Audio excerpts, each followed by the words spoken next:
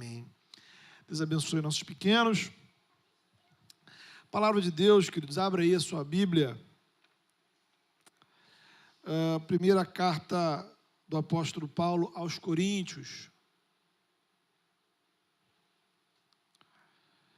Primeira carta de Paulo aos Coríntios, no capítulo de número 1. Nós vamos ler a partir do versículo de número 18. 1 Coríntios, capítulo 1, a partir do verso 18. Diz assim a palavra de Deus. Certamente a palavra da cruz é loucura para os que se perdem, mas para nós, que somos salvos, poder de Deus. Pois está escrito: destruirei a sabedoria dos sábios e aniquilarei a inteligência dos instruídos. Onde está o sábio? Onde o escriba? Onde o inquiridor deste século?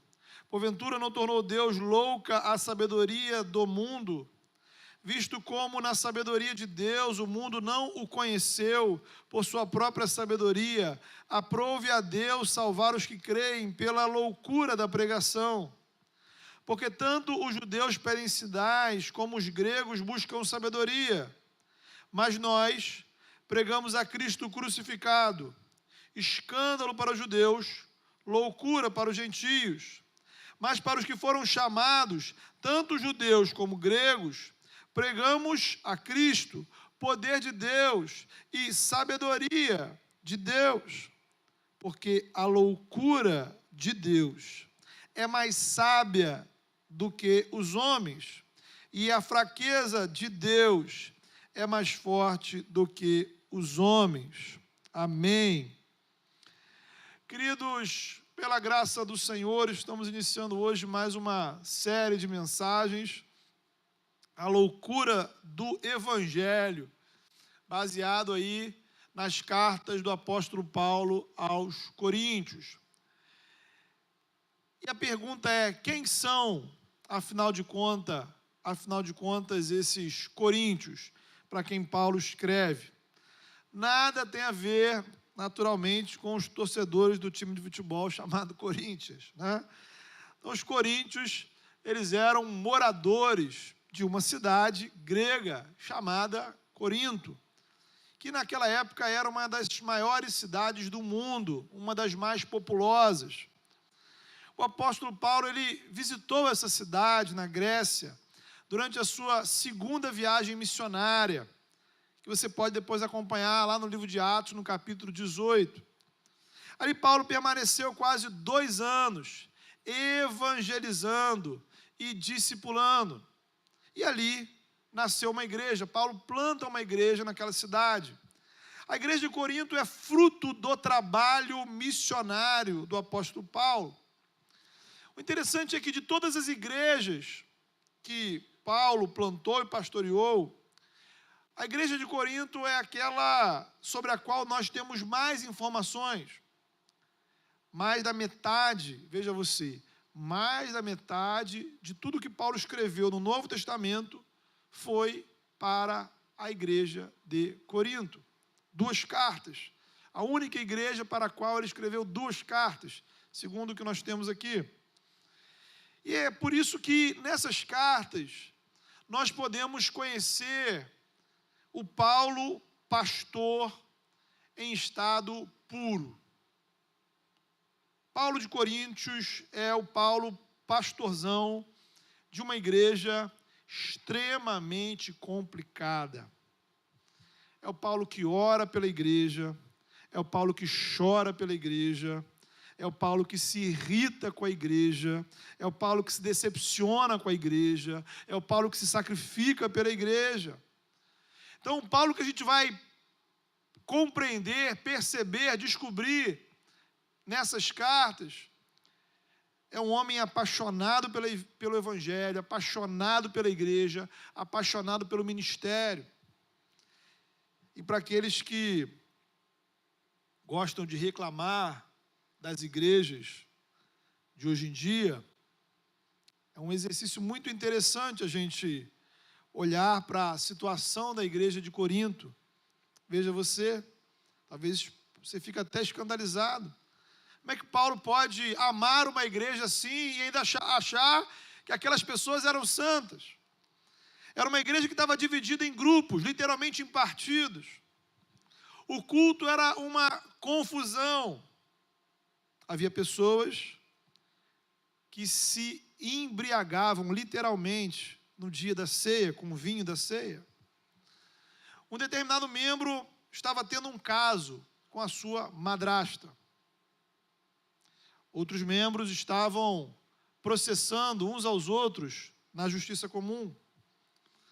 Alguns irmãos participavam de reuniões, de cerimônias, com refeições sacrificadas aos ídolos.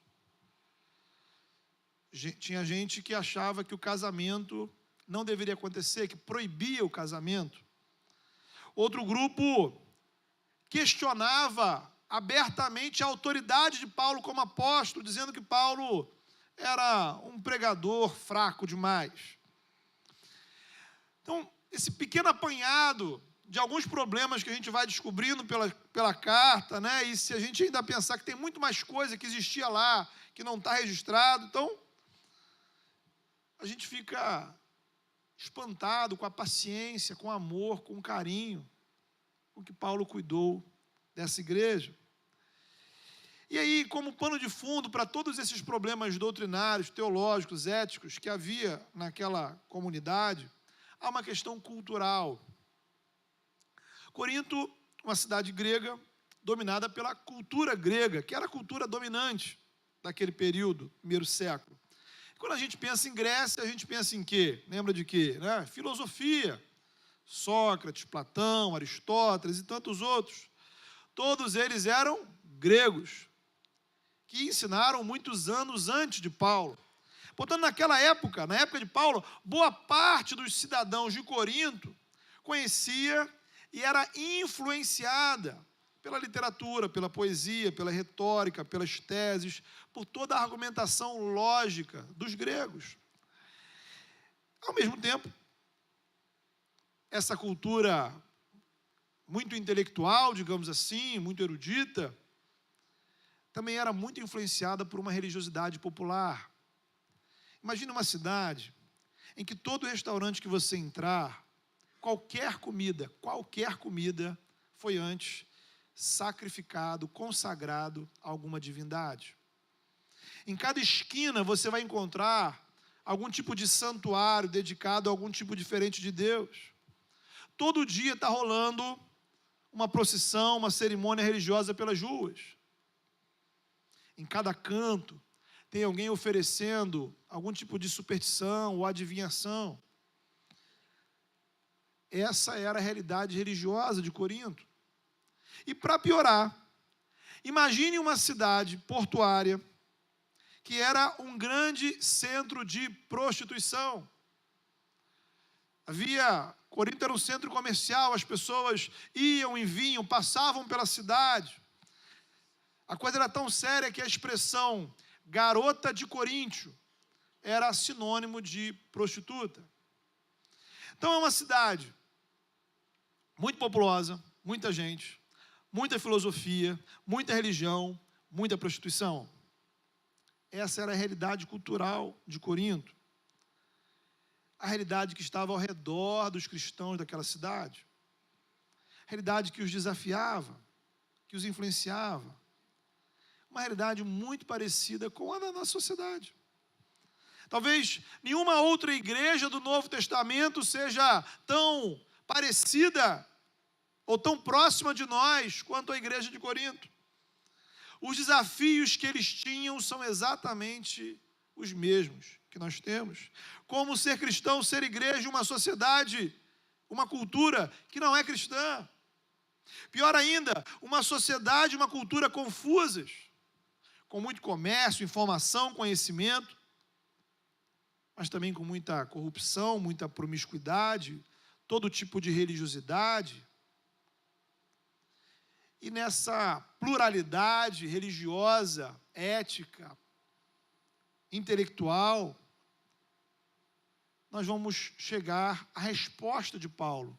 E a resposta de Paulo para a igreja é exatamente o tema da nossa série de mensagens. Diante dessa salada, Paulo desafia a igreja a olhar para a cruz.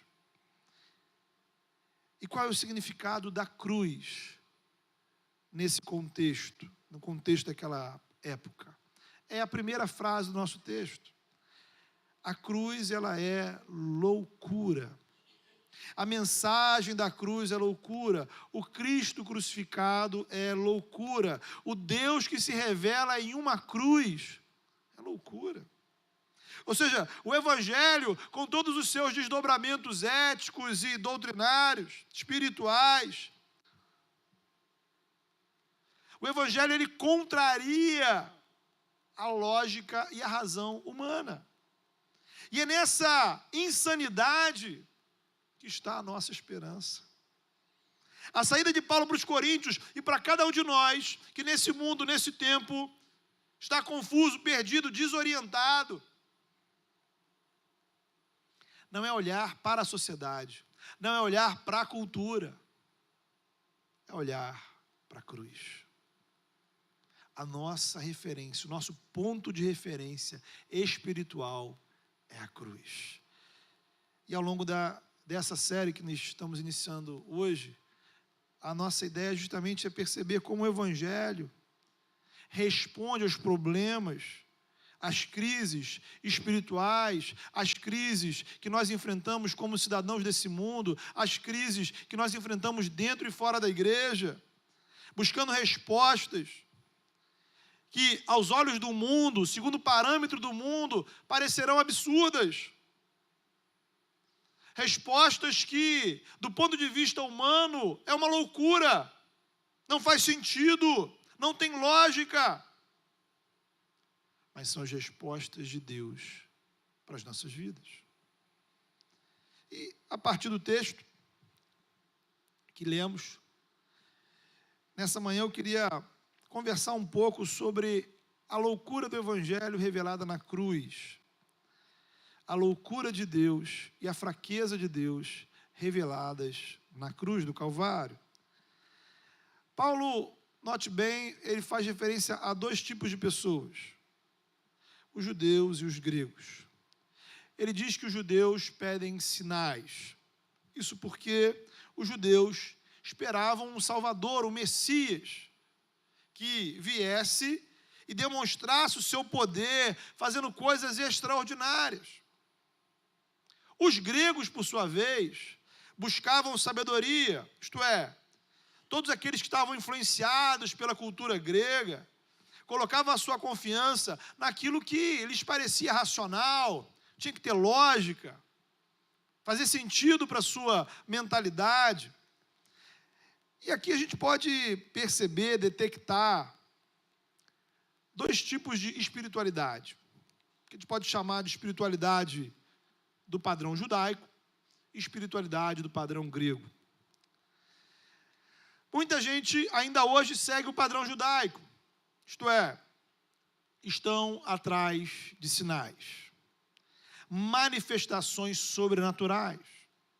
Elas querem ver, elas querem sentir, querem experimentar.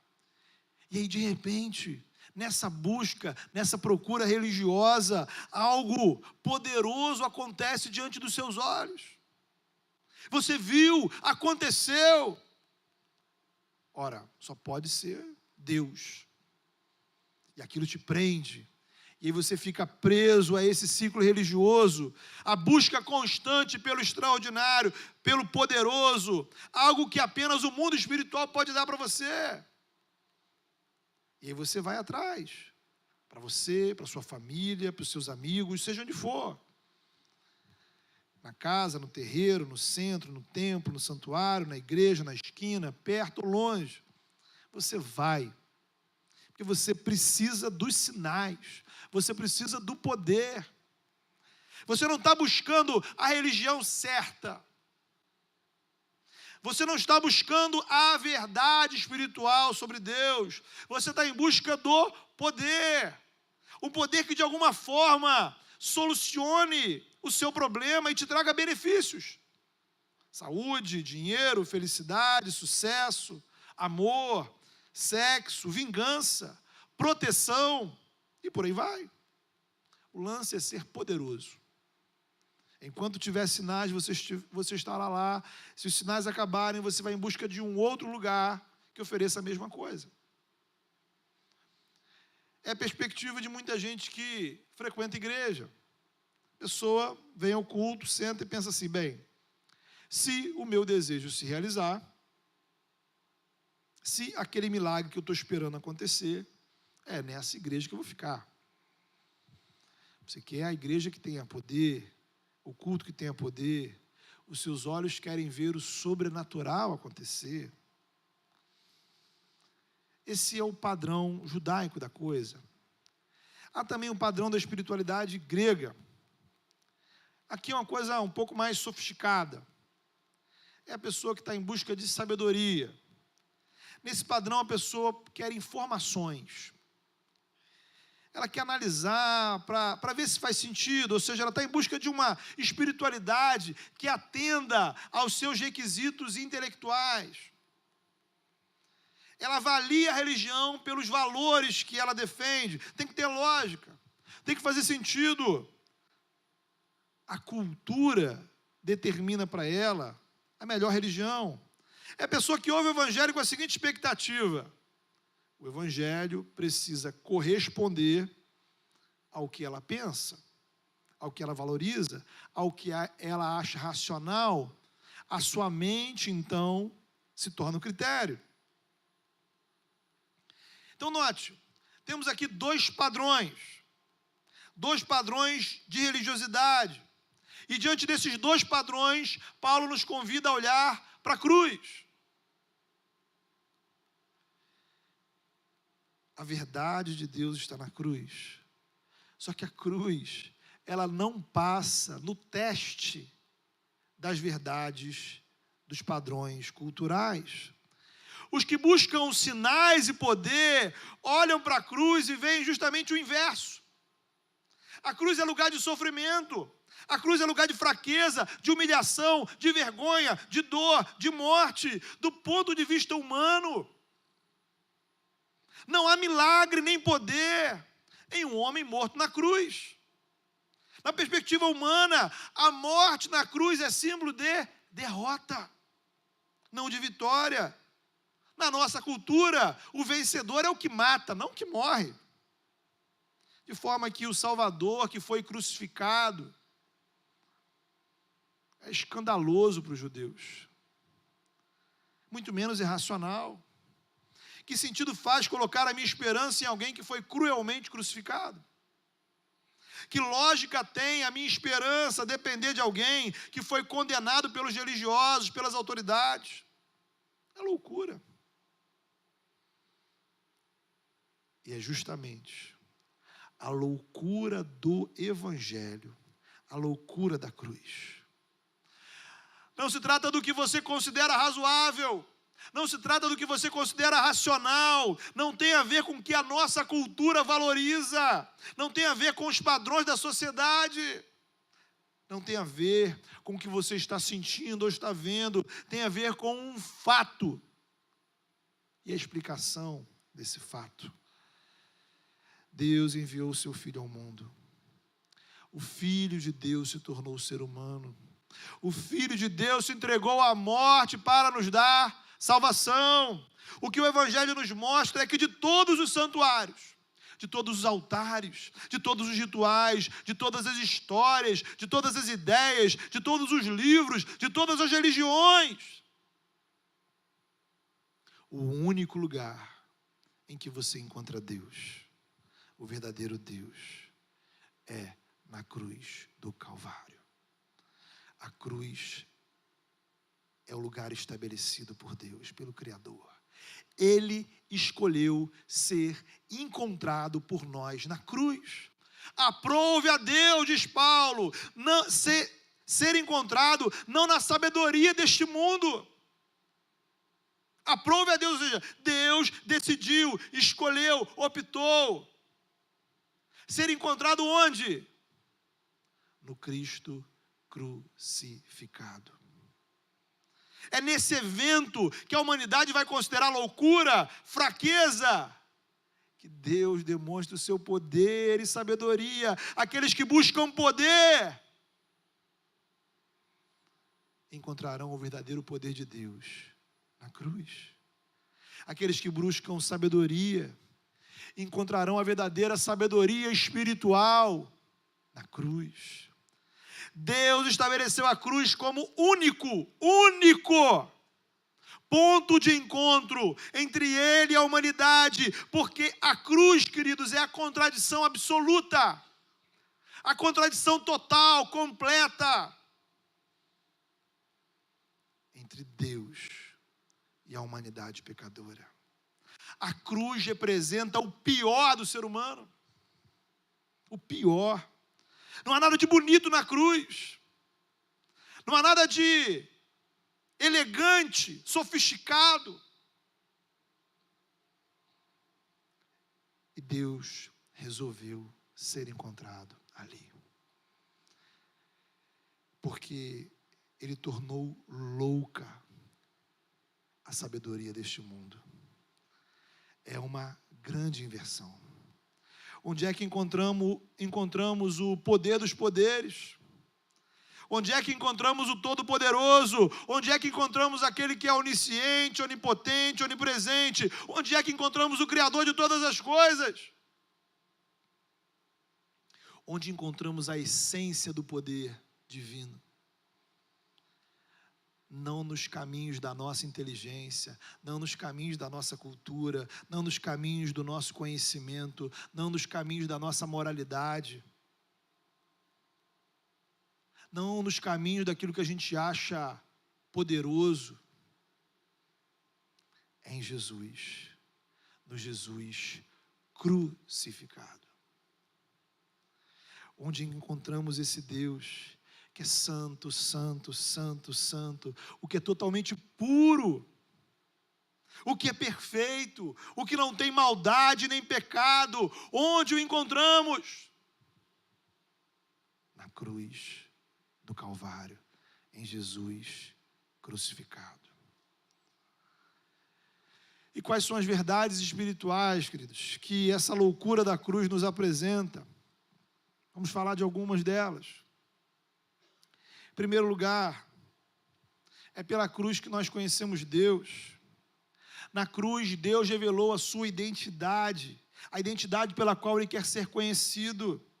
O Deus que nós conhecemos no Evangelho não é uma divindade que está distante de nós, em uma outra dimensão.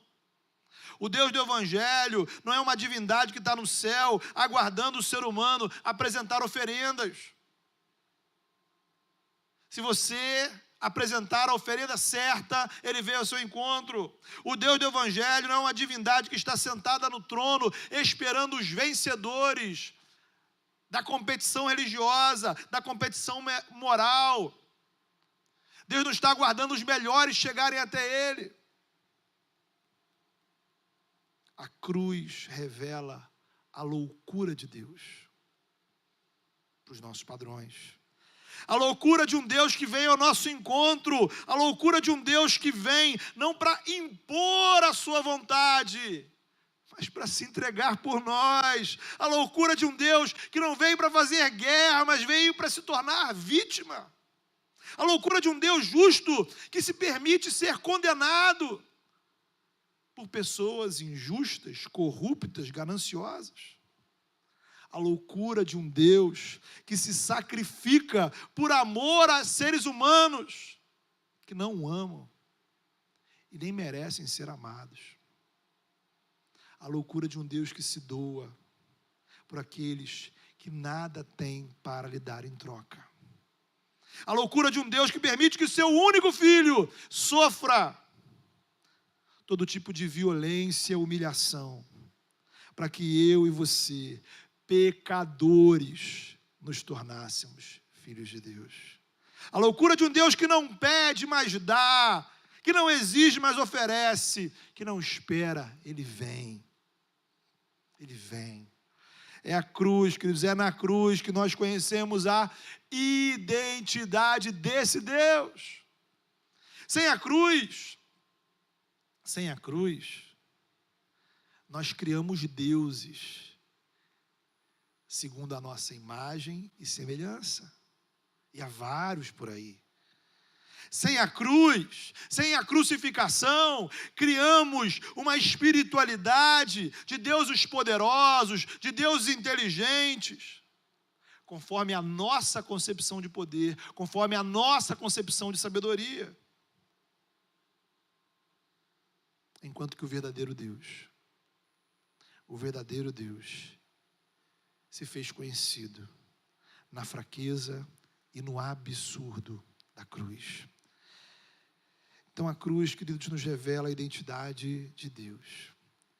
Em segundo lugar, a cruz também nos revela a realidade espiritual desse mundo.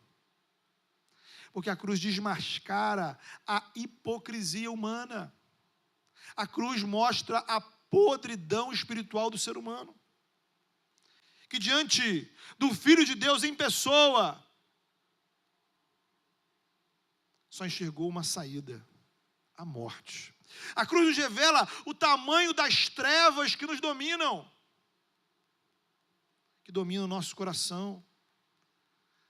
Um ser humano que não consegue suportar viver na presença do Deus Santo e amoroso. A cruz nos revela que o pecado não está apenas nas pessoas. A cruz revela a podridão espiritual das estruturas religiosas e políticas da sociedade. São os religiosos que pedem a morte de Jesus. São as autoridades constituídas que executam a crucificação. São os bons cidadãos que lavam as mãos. É o povo que vibra com a condenação do Filho de Deus. A cruz, queridos, é uma advertência permanente a respeito da realidade espiritual da sociedade. A cruz nos adverte contra ilusões acerca da bondade humana. A cruz, note bem, não foi um acidente de percurso, não foi uma eventualidade. A cruz, ela foi necessária, porque o mundo jaz no maligno. A cruz fazia parte dos planos de Deus, porque o pecado domina os nossos corações, porque o ser humano se rebelou contra Deus, porque forças malignas atuam nesse mundo. A cruz escancara o conflito existente entre o bem e o mal. Ela mostra que não há comunhão entre luz e trevas, não há acordo entre Deus e Satanás. A cruz revela o abismo completo que separa você e eu do verdadeiro Deus.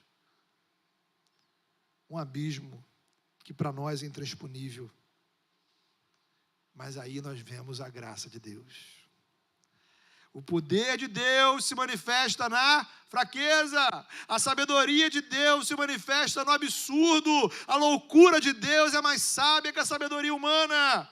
A cruz revela o Evangelho. Porque a cruz nos revela o perdão. Se de um lado, ela nos mostra o quanto somos pecadores, por outro, ela nos mostra o que Deus se dispôs a fazer para resolver esse problema. A cruz é a justiça de Deus sobre o pecado. O sacrifício que você não conseguiria realizar, Deus realizou por você. Pelo sangue derramado na cruz, o sangue santo de Jesus, Deus simplesmente rasgou toda e qualquer dívida espiritual que possamos ter com Ele. Pelo sangue derramado na cruz, Deus proporciona perdão, justificação. Toda maldição que era contra nós foi quebrada pelo sangue de Jesus. Nem diabo, nem demônio, nem espírito, entidade alguma tem autoridade sobre a vida daqueles que foram lavados no sangue de Jesus. A cruz nos revela a graça de Deus. não é sobre o que podemos fazer, não é sobre o que você acha que Deus poderia fazer. É sobre o que Ele fez por nós. Não é sobre a nossa perfeição ou imperfeição, é sobre o perdão que Ele oferece, não é sobre nossa justiça ou injustiça, é sobre a justiça dEle revelada em Jesus, não é sobre nossa força ou incapacidade, é sobre o poder do sacrifício do Filho de Deus. A cruz revela o Evangelho, porque ela mostra o preço do pecado, que é a morte, mas também a graça de Deus, porque Jesus morreu em nosso lugar. Na cruz, Deus enfrentou o mundo e venceu. Jesus ressuscitou. Jesus está vivo. Na cruz, Deus enfrentou o pecado e venceu, porque Jesus ressuscitou. Na cruz, Deus enfrentou as forças malignas que atuam nesse mundo e venceu, porque Jesus ressuscitou. Na cruz, Deus enfrentou a morte e venceu, porque Jesus ressuscitou. Por isso, queridos, a cruz não é fraqueza, é poder. A cruz é a bandeira hasteada da vitória de Deus, bandeira hasteada para sempre, forte, tremulando acima de todas e qualquer bandeiras humanas. Porque Jesus ressuscitou e está vivo, glória a Deus. Ele venceu. Veja, querido, por fim, a cruz revela a nossa identidade espiritual. Então, recapitulando aí para você não se perder. Em primeiro lugar, a loucura da cruz revela a identidade de Deus, como Ele quer ser conhecido. Em segundo lugar, a cruz revela a realidade espiritual do pecado no mundo. Em terceiro lugar, a cruz revela o Evangelho, como Deus salva e perdoa pecadores por meio do sacrifício na cruz. E em quarto lugar, a cruz revela que a nossa identidade espiritual é definida pela fé. Pela fé em Jesus, nós recebemos de Deus salvação. Tudo que Jesus realizou na cruz chega na sua vida através da fé. O poder de Deus, o amor de Deus, o perdão de Deus, libertação, salvação, só chegam em sua vida através da fé em Jesus.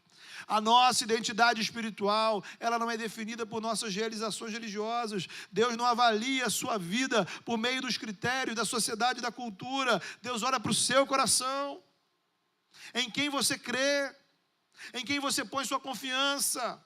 E o poder da fé não está em mim que creio. Não se trata de ter muita ou pouca fé, de ter uma fé perfeita ou permeada de dúvidas. O poder da fé está naquele em quem cremos, em quem colocamos a confiança. E quando colocamos a nossa fé e confiança nele, o poder dele vem sobre nós. E esse poder transforma, esse poder regenera, esse poder traz vida, nova vida, vida em abundância, vida eterna, porque é o poder da ressurreição.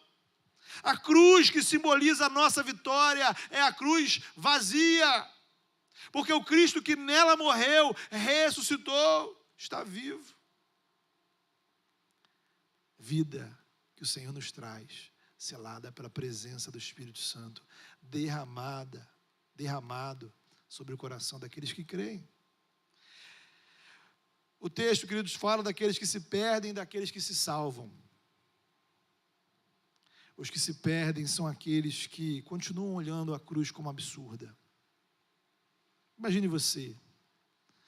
Imagine se Deus pedisse a você uma consultoria. Se Deus pedisse a sua opinião. O que fazer para resolver o problema da humanidade? cruz, para todos os nossos padrões, é absurdo, é loucura. Mas foi o que Deus estabeleceu.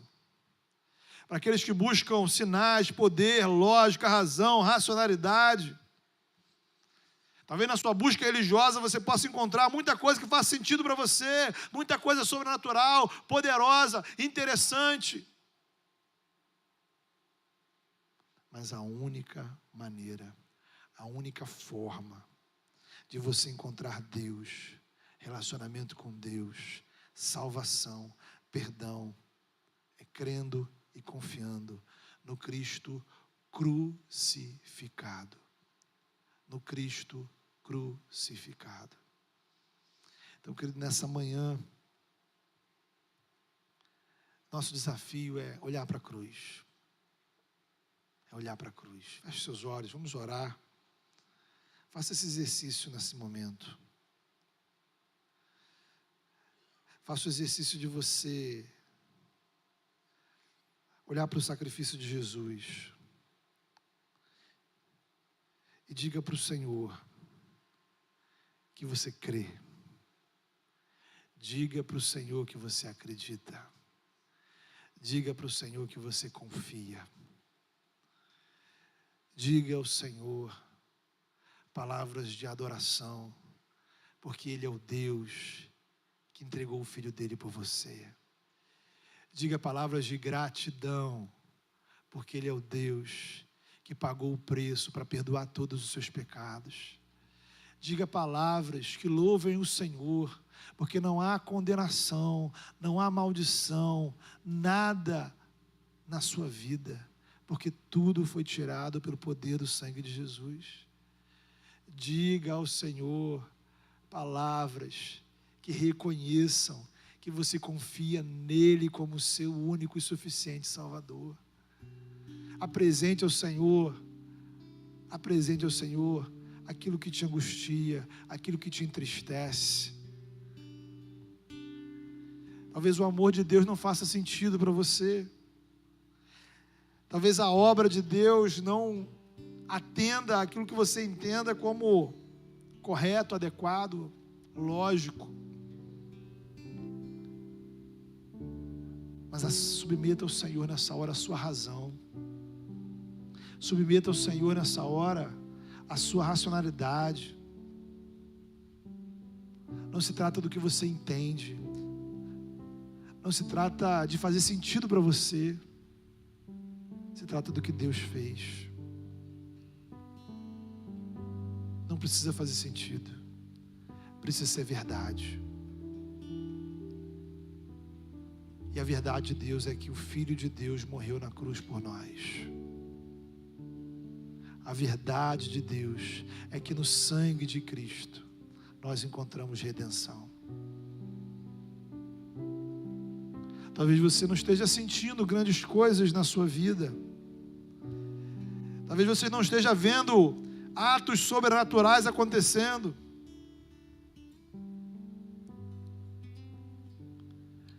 Não se trata daquilo que a gente sente. Se trata da verdade de Deus. Fale com o Senhor nessa hora. Deus amado, nós louvamos o Teu nome, Senhor. Nós Te adoramos nessa hora, ó Pai, pela grandiosidade do Teu amor, ó Pai. Não existem palavras, ó Pai. A linguagem, Senhor, ela é estreita demais para poder descrever o tamanho, a grandiosidade da Tua graça. Um Deus que nos amou tanto ao ponto de dar o Seu Filho por nós. Senhor, em nome de Jesus, nessa hora, ó Pai, suplicamos que o Teu Espírito Santo aplique mais uma vez sobre as nossas vidas o poder espiritual, o poder real do sangue de Cristo sobre as nossas vidas. Que os efeitos espirituais da cruz venham sobre nós, sobre a vida daqueles que nessa hora, ó Pai, ainda não tiveram um encontro verdadeiro com Jesus, aqueles que vivem subjugados, ó Pai, oprimidos, com a culpa, expostos, ó Pai, a ação maligna desse mundo, em nome de Jesus, no poder que há no sangue de Jesus, na autoridade que há neste nome, que está acima de todo nome. Ministra, Senhor, libertação, que vidas sejam libertas, ó Pai, de tudo aquilo que domina, oprime, escraviza, Senhor, nossas mentes, nossos corpos, nossos corações, nossas vidas, nossas casas. Que venha do céu libertação para a nossa vida pelo sangue de Jesus. Que venha do céu reconciliação. Que seja uma manhã, Senhor, onde saiamos daqui reconciliados, numa comunhão renovada, restaurada com o Senhor.